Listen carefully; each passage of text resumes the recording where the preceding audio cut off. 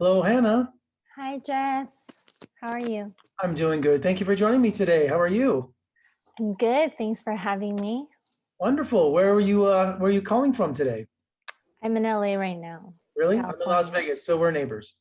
Okay, not too far. Well, thank you for joining me today to talk about your short film at South by Southwest Soak.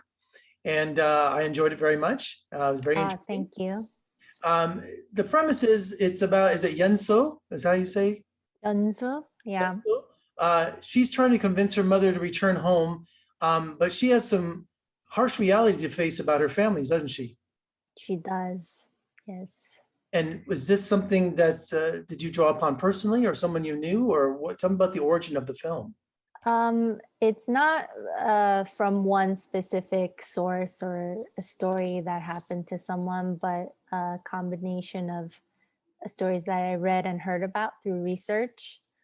And just a little bit of, I guess, the personal side of it is more just from the overall feelings or vibes that I had growing up in Korea sometimes. Just when you kind of feel suffocated by the people around you or society, especially growing up as a teenage girl.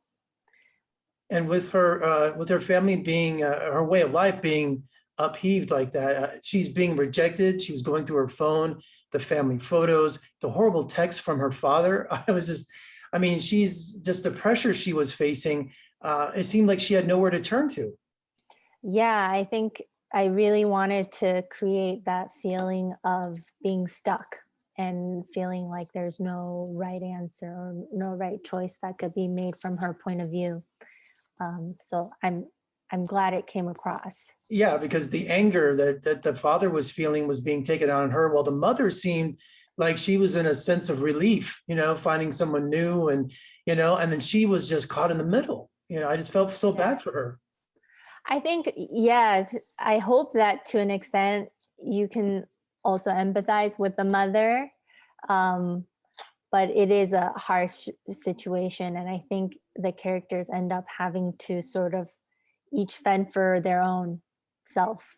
Yeah, you didn't go into it, but it seemed like it was implied that she was in a kind of a marriage that was I don't want to say violent, but just it was not good. It looked like, just Yeah, the text saying you're a filthy liar like your mother didn't sound like a loving husband or father to me.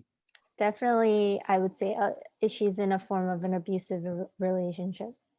And how is divorce perceived in Korean culture? I would say much harsher than in the States. I think it is getting better because more people are getting divorced and um, so it just by the sheer increase in numbers, it's easier to talk about. But I think there's still a definite stigma to But divorce. but traditionally, was it always the woman to blame, or was it even, or has that been changing? Or You mean the if there cause of was, it? I mean, in a societal culture, in Korean culture, if there was a divorce, was the wife always blamed for it failing, or was it mutual? Or how did that perceived over time?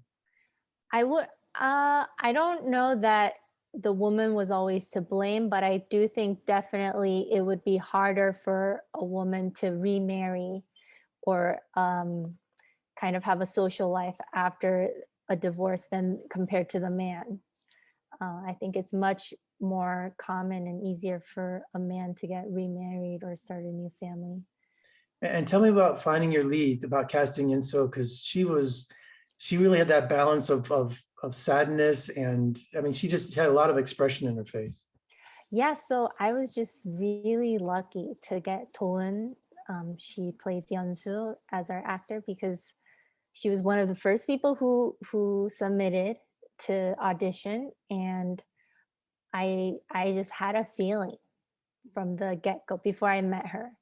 And we got a lot of submissions, but from the beginning to end, I think she was my first choice, and I just really hoped that she would show up to the audition and that her shooting schedule would work with her schedule. And yeah, so it was just really well, like it worked out beautifully. And it was all shot in Korea. And where Yeah, specifically was it? What city was that shot in? it's in parts of Seoul. Was it? around. Yeah. Hmm. It was, Yeah. yeah, it's beautiful. I loved the neon and the mood and the bathhouses and all that. It just felt very authentic. Have you been to Korea at all? No, it's on my bucket list. I'm dying to go. I'm absolutely, You it's just, should. I'm Yeah, once this pandemic is over. very intrigued with South Korean with culture. I really want to go. And also I wanted to mention that I noticed the score in this short was so haunting. Oh, my composer would be so thrilled to hear that. Yeah.